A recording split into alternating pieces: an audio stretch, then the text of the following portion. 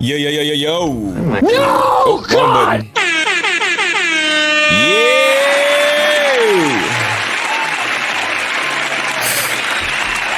What is up, man? It's your boy, Damn D POV, and I'm here to give you my point of view. Now, I made this video on my other channel, Damn D Live News. Make sure if you're not subscribed to that channel, go subscribe to that channel. But while I was listening to this, it reminded me a lot of what KB was talking about, Kwame Brown was talking about.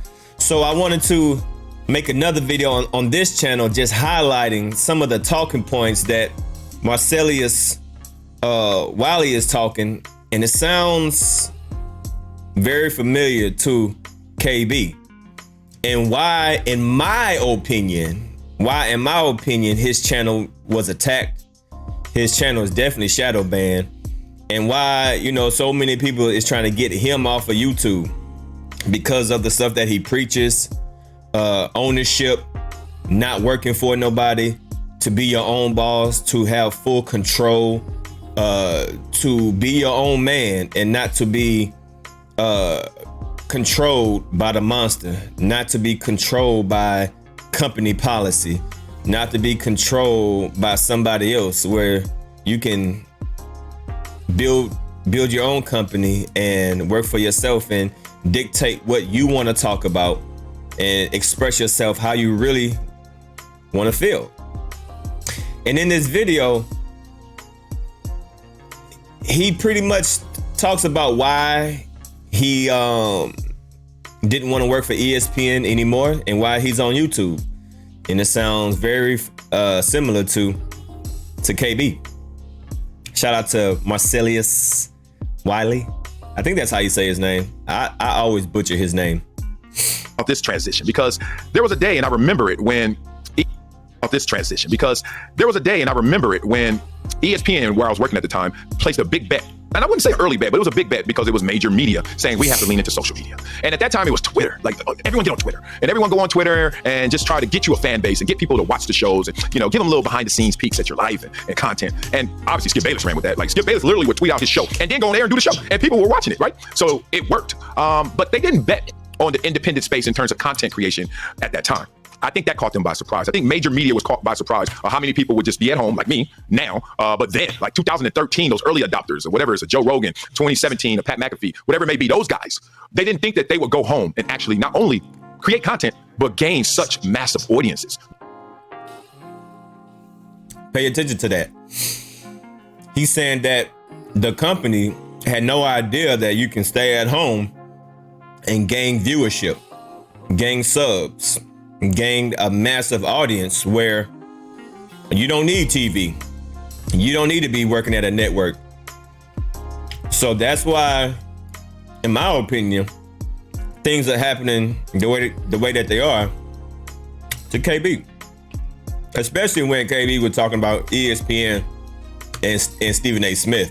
Whew. Boy, he was going in on Stephen A. Greater than the ratings suggest. Let's be real. The ratings is tough. Nielsen is still dragging their feet, and I don't think they're doing it intentionally, but it's kind of hard to curate all this. You gotta imagine, there's a linear cable stream, right? There's a linear cable watcher, and that person sitting at home like, oh man, I'm watching ESPN, cool. And they're getting that typical rate. And do you know, for like per hour, the most that people watch is 15 minutes, like per hour, the most, and that's like an extreme. Ratings obviously all across the board are suppressed and down because you just got more options, right? And it's probably less interesting to watch somebody up there who has a corporate brand behind them saying something that you're like, if you were with your boys, just said it a little different, right? And on the internet, you will find that person. He's gonna say exactly how you're thinking it. Exactly. You can't talk how you really want to talk when you work for these companies, when you work for Fox Sports, when you work for ESPN. You can't really say what you want to say, but when you come on YouTube, you can say what you want to say. So all across the board, ratings are down. And so then the bet was on Twitter. Then the bet was like on Instagram and like make yourself more glam and make yourself more popular, right? But the bet wasn't on YouTube. And did y'all notice all of a sudden the same show and shows and personalities that were on their show, let's say First Take, all of a sudden, all the clips are on YouTube. And then all of a sudden, the actual hosts, the co-hosts, were also on YouTube. Now you need a podcast to go with your show. Look at FS1. What's right with Nick Wright? Or what's wrong with Nick Wright, excuse me. And I love Nick Wright. That dude's a beast. What's wrong with Nick Wright, right? Skip Bayless show, Club Shake Shake, right? And that's the bet now. And they're hedging their bet because they were realizing, hey, everybody's not tuning in to these shows. The ratings at FS1, let's use those because I know those because I was there last. Average viewership for Undisputed, the biggest show, 150, 200,000 max. Woo, Club Shay Shay got 1 million plus subscribers himself. And those views, every time I look, is millions. Then you can't make the apples to apples comparison, because you would really have to say what would happen if they put Undisputed exclusively on the internet versus Club Shay Shay, which is exclusively on the internet. But you get the point. Like, they're like, dog, people are tuning into Club Shay Shay more than they tune into Undisputed. And remember that. Very true. There's YouTube channels on YouTube that are doing better numbers than any media company. Fox Sports, ESPN, CNN. Very true. That's only for 15 minutes max. Guess who knows this? Advertisers, sponsors. And they're like, we used to bet on social media and the social media influencers. You know, we want to move our product not only on commercials, but y'all fast forward through commercials through DVR and TiVo. And then that changed into, let's just put bets on like these guys endorsing our product. So now they're like, no, let them have a podcast. Meet them where the people are, direct to consumer. And then we'll place ads in there, or we'll just sponsor the entire podcast. Y'all catching all this? It happens fast. Now, when it happens fast to you, you're like, what do I do? Where's my next step? Where's solid footing? For Stephen A to take these shots, you can see, not only is he like, yo, I'm the biggest, baddest, I can take these shots, but also I got to plan my next move. And I think his next move is what he's doing. He's doing the podcast. And you're going to see more and more effort, more and more support, more and more lean into that podcast, because that's where the people are. Let me take you through it all. The fears, the anxieties, not only from these, I guess you can call them the networks, but also from the actual talent. The networks are sitting there like, yo, we own these socials. And this is one thing I didn't like. This is one thing in my last deal that made me say I have to move on. I knew that everything and everyone was going to digital, to going to streaming, online, internet, et cetera. You could tell, because why you offering me to do a podcast when you offered me to just do a show 4 years ago? So 4 years ago, my contract was just speak for yourself. And then I was like, I want to do radio, because I love doing radio. I knew Max went to First Take, duh. But I was like, I can do my own radio, or I can do it with somebody else. We want you just to be fresh for Speak for Yourself. So we're going to pay you handsomely just to do one show. All right. In those 4 years, that conversation switched. Because Club Shay Shay came out in 2020, I think. Skip just came out last year. Nick Wright came out last year. Tons of others. And then the next contract was like, Marcellus, you gonna do a podcast? What? You just told me I couldn't do radio, and you never even mentioned a podcast just 4 years ago. Are you really looking out for me, or are you like, yo, this bottom line is shifting to other spaces, right? So I caught that, and I wasn't going to be played in that moment. And I don't think they were trying to play me, but they also weren't being explicit because they own those socials, right? You can get into a rev share deal, and they offered that, but they own the socials. And to the tune of all these guys that you're talking about. Listen to this part right here. Listen to this part. There's one that finally went back, and I can't say his name because I protect the guilty, but there was one who went back and fought for a percentage of the social media accounts, and he got a percentage. But they're sitting there like, yo, y'all ain't even catching this. All those clips, money to the network. Now, they pay you a big, handsome check so that you don't even think about those things, but you should think about those things, because why? That's your independence. That is your money. That is something that you own. That's your IP. Like, you're doing the show, and you're putting out all the content, and then they have all the ownership. And that's where the rub is. Let's talk about the security that comes from that big, fat paycheck. Ownership. Yeah, they give you a big check, but you don't own it. They own you, actually. So they're going to give you a nice, handsome check. But with that check, you can't talk how you want to talk. They're going to tell you what to say, how to say it. There's a lot of stipulation and rules when you get that big check. Not only that, you don't even own it. To just go up there, talk for a couple hours, and then go home and do it again tomorrow, rinse and repeat. That's what that gives you. Security, but you're an employee to the fullest. You don't own the socials. You don't own the show. If they want to wake up tomorrow like they are, NFL Network or ESPN Disney, and say, hey, we got layoffs, bye-bye. Peace. Yep. There's no layoffs for the YouTuber, right? There's no layoffs for the independent creator. If he don't want to work tomorrow, he doesn't work tomorrow. If he does, right? And that's a big difference. So you got this. Very key right there, right? Very key. And that's what KB talks about, right?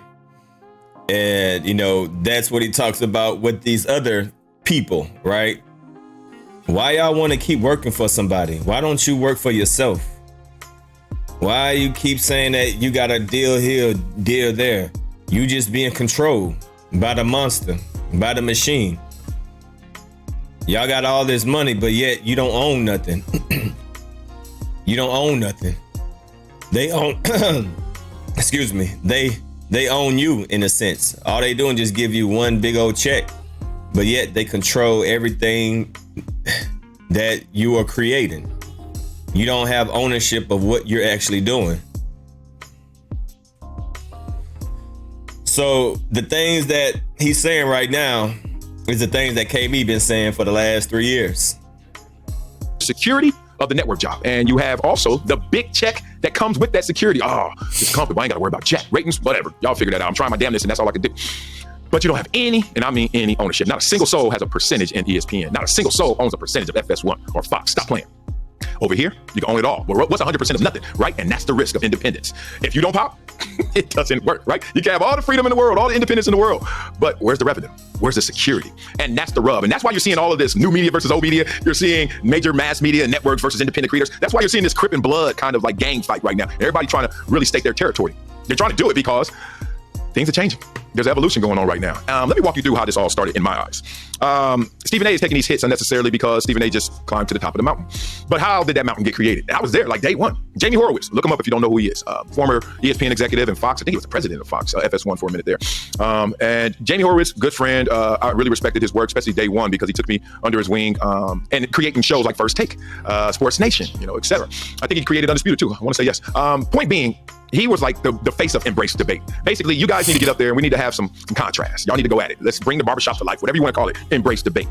And that took the industry and that took individuals on different roads because it popped. So in the industry, all of a sudden you got all these gremlins, right? Yo, they popping over there. How are they popping? Well, they're arguing. Oh, well, let's argue over here. But if it's not authentic or you don't have the proper personalities or the right chemistry, it's not going to pop. Two people arguing. What y'all arguing over after a certain point? You're like, and who was arguing? And then you just start to tune out. But it popped. I mean, it popped. And I wasn't a part of those shows. I would go on First Take. I would go on, but that wasn't my spirit. I'm not a debater. I'm a discusser. That's why y'all say, damn, this dude talks so much. Yeah, because I like to discuss stuff. I like to talk. I like to make you think. And then you chime in. And then we all get smarter, right? I'm not sitting here talking at you, talking to you. I ain't got all the answers, even though I act like it sometimes. But the industry went on that road. Let's embrace debate. Not only with the show, but just industry-wide, right? And individuals started to figure out, like, yo, I got to really pop. Instead of saying, oh, he's a good player, I got to say, damn it, ain't nobody better. See the difference? He's a good player. No, he's a great player. Damn it, ain't nobody better.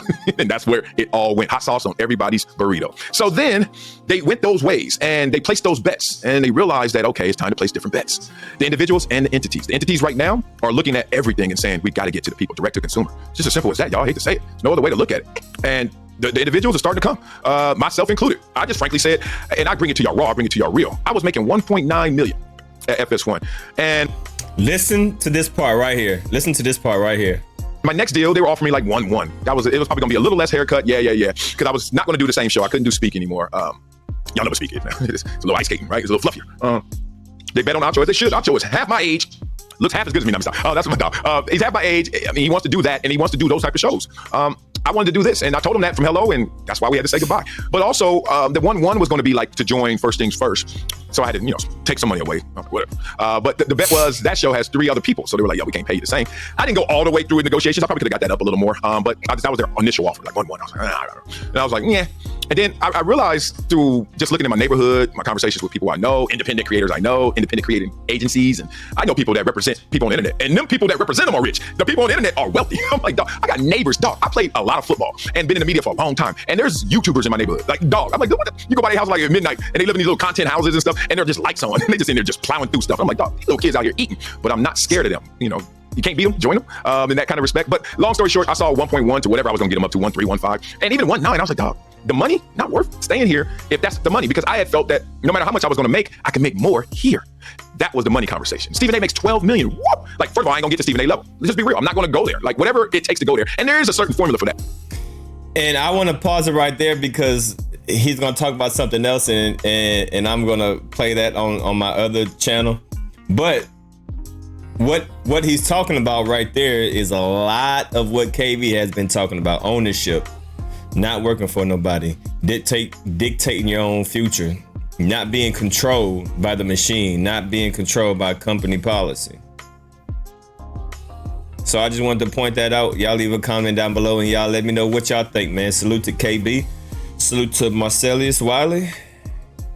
Make sure if y'all new to the channel, y'all hit that subscribe button.